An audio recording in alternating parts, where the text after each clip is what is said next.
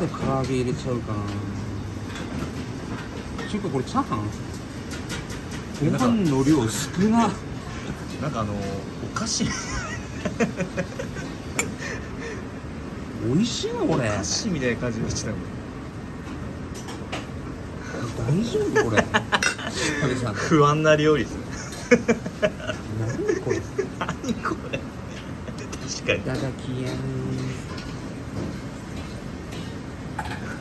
まるうまいこれ全部別々だったかもしれないですよ本当に。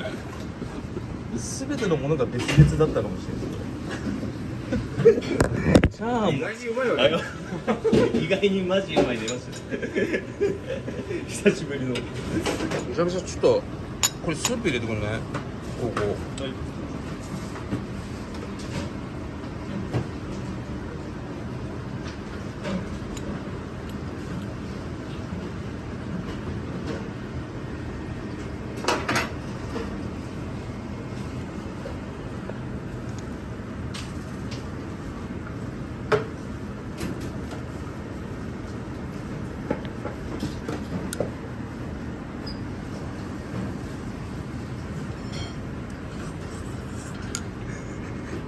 ね、こじたなこと忘れてた自分で。無理結局10分待ってもらわないと食べられない。